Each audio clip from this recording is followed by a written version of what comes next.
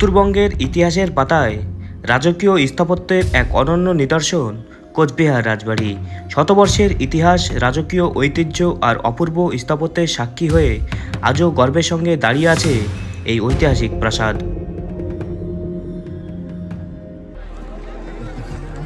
এই যে I love Samsung, আর এরকম পাহাড়ের একটা ভিউ, আর সেই সঙ্গে মোমো।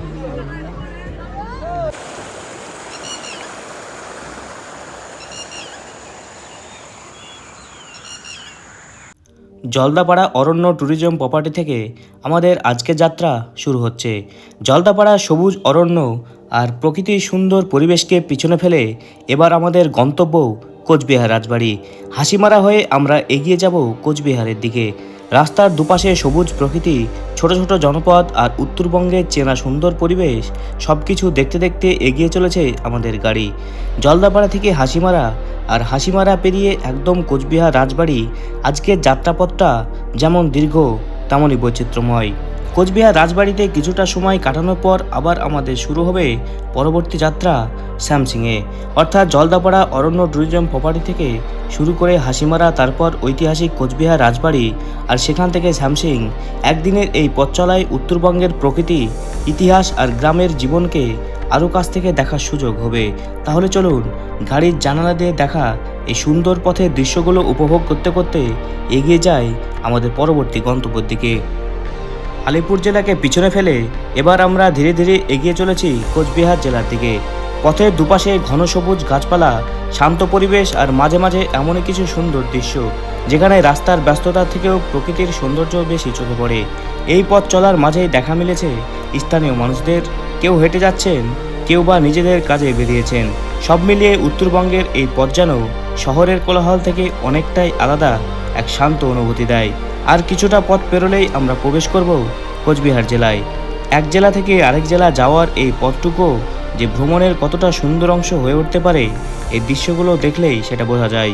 তাহলে চলুন পথের এই সবুজ সৌন্দর্যকে সঙ্গী করে এগিয়ে চলি আমাদের পরবর্তী গন্তব্য ঐতিহাসিক কোচবিহারের দিকে।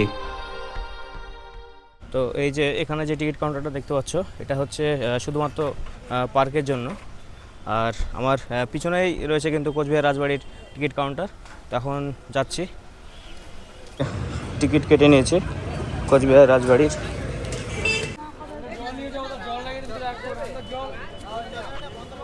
তো দর্শক বন্ধুরা, আমি আলাহিম চলে এসেছি আবার নতুন একটি ব্লগ নিয়ে।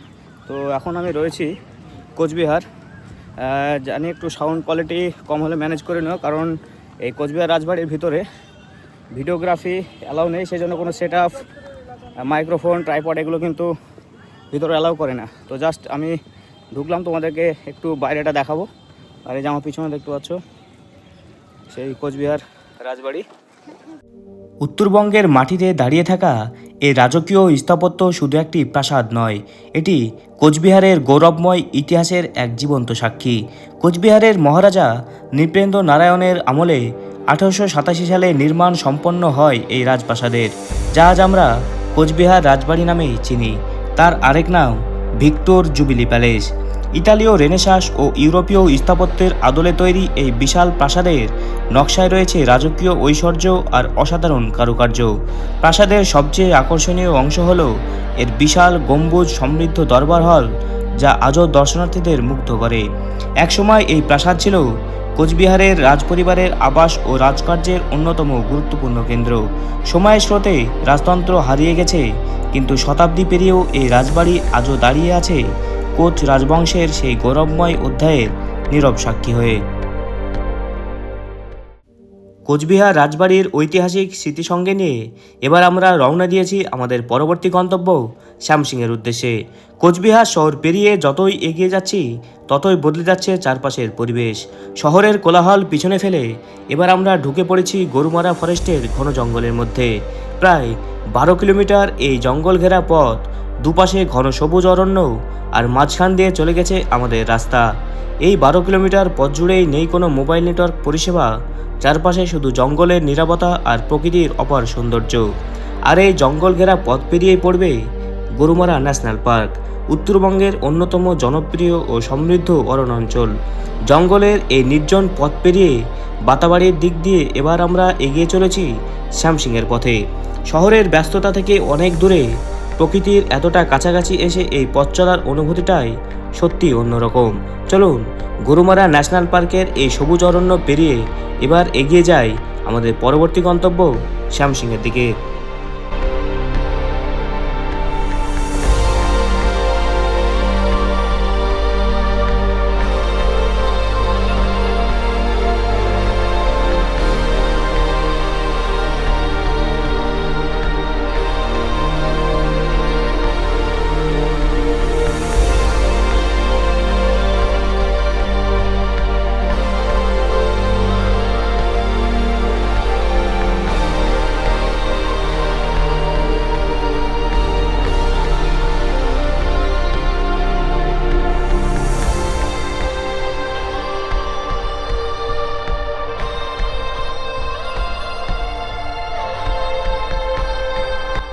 শ্যামসিংয়ের উদ্দেশ্যে আমাদের যাত্রা এগিয়ে চলেছে, আর এই পথে এসে পড়লাম বাতাবাড়িতে। রাস্তার দুপাশে সবুজে ঘেরা সুন্দর পরিবেশের মাঝেই চোখে পড়ল বাতাবাড়ি অরণ্য ট্যুরিজম প্রপার্টি। প্রকৃতির একেবারে কাছাকাছি গাছপালায় ঘেরা এই জায়গাটার পরিবেশ বেশ শান্ত ও মনোরম। পথ চলতে চলতে এমন সবুজে ঘেরা একটি জায়গা চোখে পড়লে স্বাভাবিকভাবেই কয়েক মুহূর্ত থেমে যেতে ইচ্ছা করে। শ্যামসিং যাওয়ার এই পথ শুধু একটা গন্তব্যে পৌঁছানোর রাস্তা নয়, পথের দুপাশের প্রকৃতি আর এমন সুন্দর জায়গাগুলো আমাদের যাত্রাটাকে আরও উপভোগ করে তোলে। আর শ্যামসিংয়ে ঢোকার ঠিক আগেই শুরু হয়ে যাচ্ছে চা বাগানের সেই মনোরম রাস্তা। দুপাশে সারি সারি চা গাছ আর সবুজে ঘেরা পথ। এবার আমাদের যাত্রার যোগ হতে চলেছে উত্তরবঙ্গের চা বাগানের এক নতুন সৌন্দর্য। চলুন এই সবুজ চা বাগানের পথ ধরেই এবার এগিয়ে যায় শ্যামসিংয়ের দিকে। কচি চা পাতার উপর এসে পড়েছে নরম রোদের আলো। সূর্যের আলোয় প্রতিটা পাতা যেন ফুটে উঠেছে সবুজের এক নতুন ঝিলিক। হালকা বাতাসে দুলতে থাকা এই কচি পাতাগুলো আর তার উপর পড়া রোদের মায়াবী ছোঁয়া, দৃশ্যটা সত্যি মন ছুঁয়ে যাওয়ার মতো। চোখের সামনে যতদূর দেখা যায় শুধু সবুজ আর সবুজ। মনে হয় প্রকৃতি যেন নিজের হাতে সাজিয়ে রেখেছে এই চা বাগানের প্রতিটা কোণ। এই মুহূর্তগুলো হয়তো একটা ভ্রমণকে শুধু পথ চলা না রেখে একটা সুন্দর স্মৃতি বানিয়ে দেয়।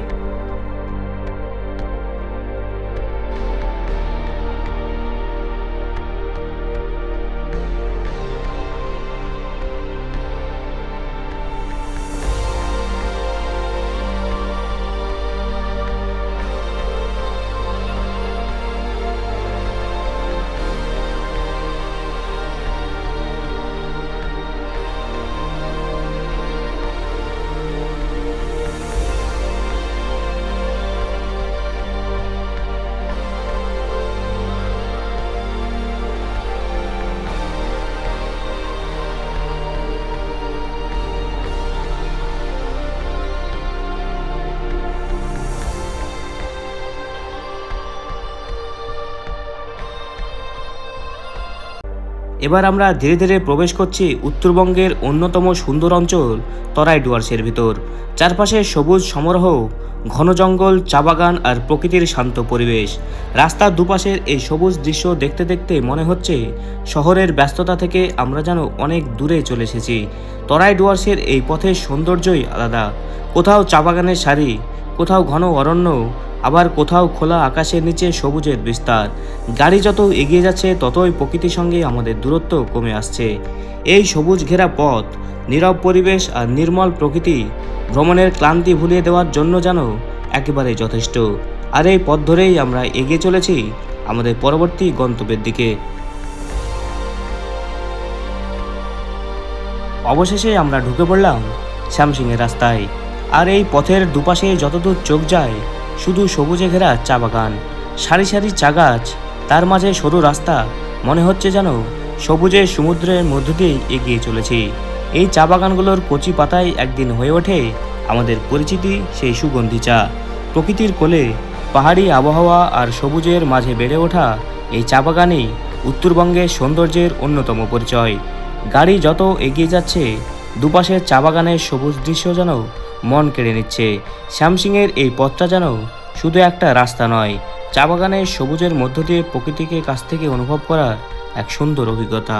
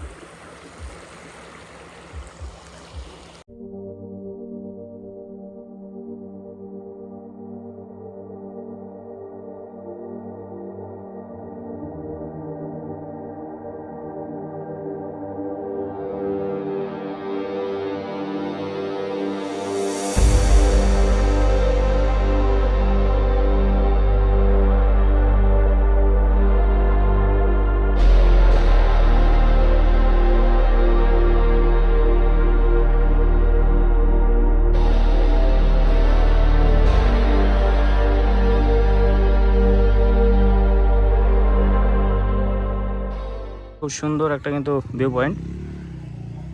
এই যে এখানে লেখা রয়েছে আই লাভ সামসিং। অবশেষে আমাদের যাত্রা এসে পৌঁছেছে স্যামসিংয়ে। স্যামসিংয়ে ঢুকতেই চোখে পড়বে এই সুন্দর I love Samsung selfie zone.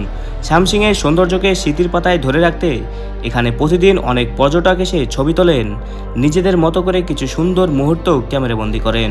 আর স্যামসিংয়ে এসে আর একটা জিনিস না খেলে যেন ভ্রমণটাই অসম্পূর্ণ থেকে যায়, সেটা হলো এখানকার জনপ্রিয় মোমো। পাহাড়ি পরিবেশে গরম গরম মোমো স্বাদ নেওয়ার মজাটাই যেন আলাদা। তবে স্যামসিংয়ে আসল আকর্ষণ লুকিয়ে আছে এই ভিউ পয়েন্টে। এখানে এসে চোখ মিললে সামনে দেখা যায় সবুজে মোড়া পাহাড়ের বিস্তীর্ণ সৌন্দর্য, ওপারের পাহাড়ি ভূখণ্ড। একদিকে স্যামসিংয়ের সবুজ প্রকৃতি, অন্যদিকে এই অপূর্ব দৃশ্যই স্যামসিংকে করে তুলেছে উত্তরবঙ্গের অন্যতম সুন্দর ভ্রমণ গন্তব্য। সত্যি বলতে এখানে এসে কিছুক্ষণ শুধু এই দৃশ্যটা দেখেই থাকতে ইচ্ছে করে।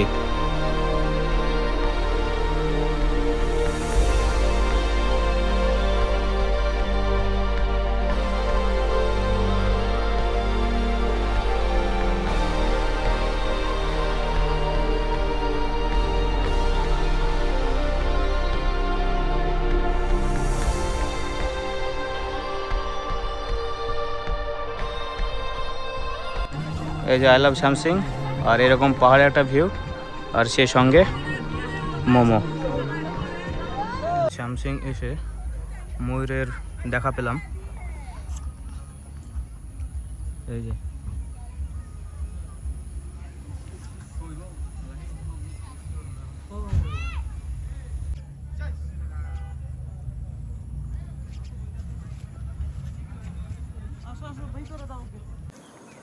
তো বন্ধুরা, আমি এখন রয়েছি স্যামসিংয়ে। আর এখানে হচ্ছে স্যামসিংয়ের যে ভিউ পয়েন্ট, সেটা এখানে যে সেলফি জোন যেটা আছে আই লাভ স্যামসিং। আর ঠিক তার পাশেই এই যে গাছটা, এই গাছের উপরেই কিন্তু ময়ূর রয়েছে। তো এইরকম প্রাকৃতিক পরিবেশের মাঝে চাক্ষুষ দেখতে পাচ্ছি, বেশ ভালো লাগছে।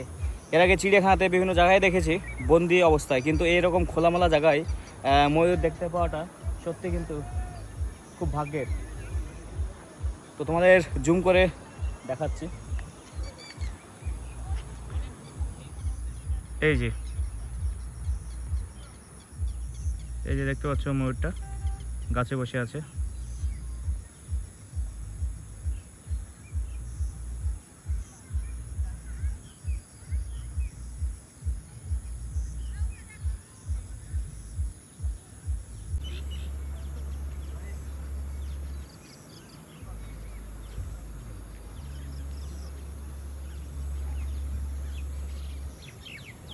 এই সামনেও এরকম বসার জায়গা রয়েছে, এই যে দেখতে পাচ্ছ। আর এই যে নিচে দেখতে পাচ্ছ দারুণ একটা ভিউ।